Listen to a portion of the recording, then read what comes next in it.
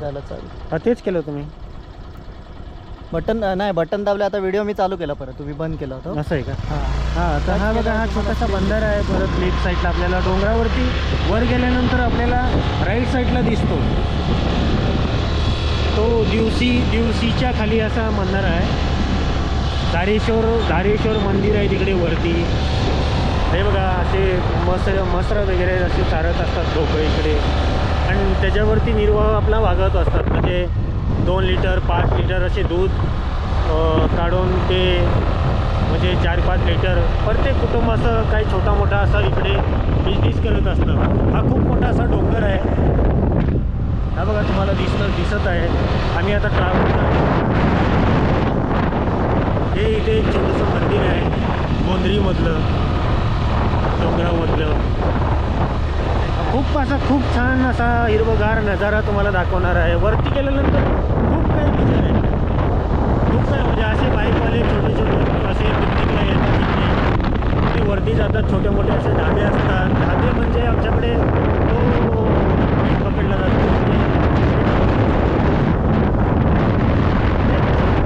त्याच्यावरती काही छोट्या मोठ्या जरुरी वस्तू मिळत असतात. जरुरी म्हणजे खाण्याच्या वस्तू तुम्हाला एवढ्या म्हणजे टेस्टी असतात त्या सुद्धा.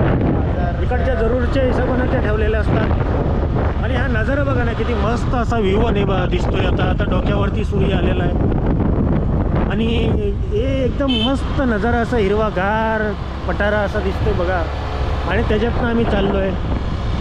हा माझा पुतण्या अनिल चाळके आणि मी सतीश चाळके. ह्या खूप आनंद घेत आहोत या इथून. आणि थंडगार वातावरण आणि हवा एवढी मस्त लागते ना. हळू बोलला. हे बघा इथं शेती केले. ही अशी गुरंढोरं तुम्हाला रस्ती मिळतील, जागोजागी मिळतील. म्हणजे इथं म्हणजे जवळ 1-2 किलोमीटरवरती 1 किलोमीटरवरती तुम्हाला छोटी छोटी गावं मिळतील. हे बघा असा मस्त पठारा असा दिसत आहे.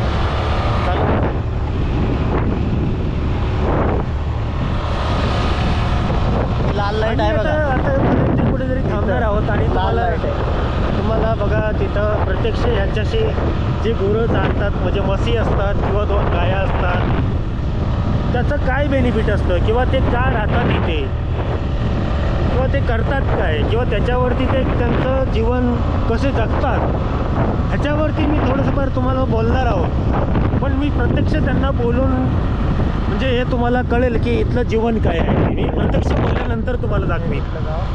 इथे कुठेतरी थांबून जे माणूस भेटेल त्यांच्याशी बोलून मी तुम्हाला तिथली माहिती सांगतो. हे बघा कसं मस्त आहे बघा. ह्या साईडला डाव्या साईडला खाली, आता आम्ही बोंद्रीमध्ये आहोत. ह्या साईडला तुम्हाला खाली पाटण दिसत आहे. आता ह्या साईडला बघा थोडंसं वरती गेल्यानंतर तुम्हाला पलीकडचा भाग दिसतो. हा इकडे बारसाकळे आहे. इकडे बरीच खाली गावं आहेत, ती तुम्हाला दिसतील. म्हणजे जवळजवळ 4 किलोमीटर 2 किलोमीटरवरती छोटी छोटी तुम्हाला गावं दिसतील. तिथे वस्ती असतील म्हणजे ते 30 ते 35 वस्ती असतात. तिथे 20 असतात. ते कसे निर्वाह भागवतात आपले किंवा काय करतात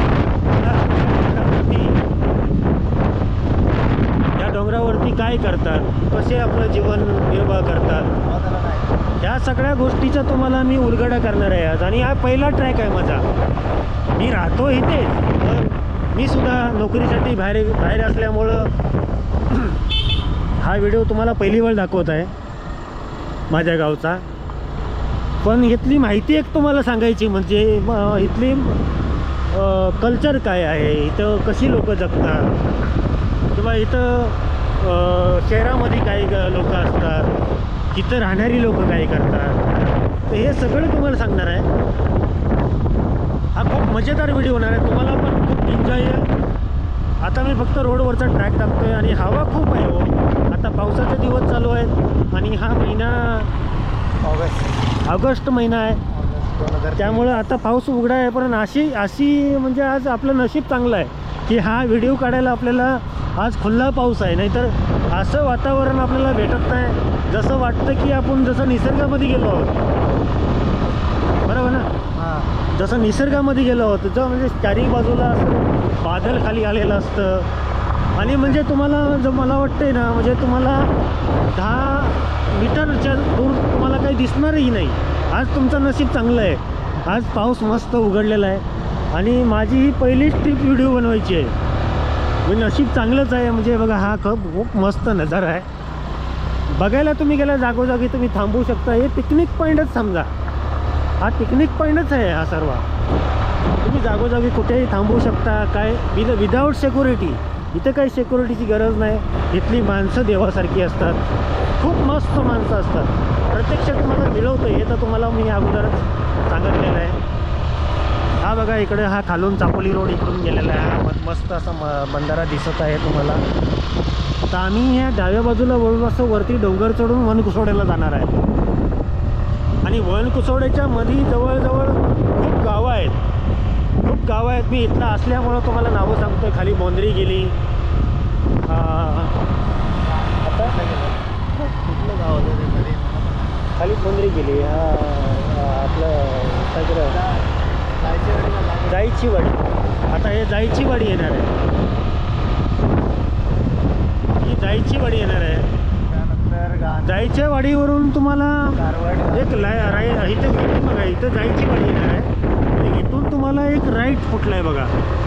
जे हा राईट गेला तो सरळ धारेश्वरला गेलेला आहे. हे चालू आहे बघा. हे बघा लाल लाईट चालू आहे बघा इथं. आता तुम्हाला दाखवतो मी धारेश्वरला गेलेला रोड. हा म्हणजे वरून पण जाता येतं वनकुसोड्याला आणि धारेश्वरवरून सुद्धा तुम्हाला वनकुसोडे ट्रॅक करता येतो. तर तुम्हाला आता धारेश्वरचा फाटा तुम्हाला दाखवणार आहे मी. हा बघा इथून धारेश्वरचं तुम्हाला दर्शन पण होऊ शकतो. धारेश्वरला मस्त मंदिर आहे. मस्त असं पूर्वजांनी इथे हे बघा इथे तुम्हाला हा राईट आहे ना. 2 मिनटं थांब. इथे हा राईट आहे ना. इथे बोंद्रीवरून वर आल्यानंतर तर हा पहिला राईट आहे. तो हा तुम्हाला खूप तिकडं वनकुसोड्याला पण घेऊन जातो. पण मध्यंतरी असा 1 किलोमीटर तुम्हाला रस्ता कच्चा मिळेल. इथून खूप मस्त असा डांबर आहे. पण धारेश्वरला तुम्ही खाली पायी चालत जाऊ शकता आणि तिथं दर्शन करू शकता. आणि इथं वर चढल्याच्या नंतर पहिला तुम्हाला असा राईट लागेल. त्या राईटने तुम्हाला तिथे धारेश्वरचं बोर्ड लागेल आणि तिथं मराठवाडी गाव आहे असं त्याच्या पुढे. त्या मराठवाडीवरून परत तुम्हाला असं 1 ट्रॅकचा असा रस्ता मिळेल वरती जायला. थोडासा 1 किलोमीटर कच्चा रस्ता आहे. पण परत तुम्ही त्याच रोडला मेन रोडला तुम्ही मिळणार आहात. तर हे झालं हे धारेश्वरची गोष्ट. तर आता आम्ही जात आहोत परत मेन रोडनी वनकुसोड्याला. तर हे परत इथं वरती गाव आलं बघा जायची वाडी. जायची वाडीच्या नंतर पुढे गेल्यानंतर असे मस्त असे छोटे छोटे फार्म्स आहेत ज्यांनी छोटा मोठा बिझनेस केलेला आहे इकडे. आणि त्याच्यानंतर आपल्याला मिळणार आहे ते कारवट गाव. कारवट गावावरून पुढे गेल्यानंतर असा मस्त असा पठारा दिसणार आहे तुम्हाला. कोयना धरण तिथून दिसणार आहे वरून. असं मस्त वातावरण. हवा पण खूप चाललेली आहे. वातावरण पावसाचं असल्यामुळं आवाज तुम्हाला क्लिअर येत नसेल. हवा पण खूप चाललेली आहे.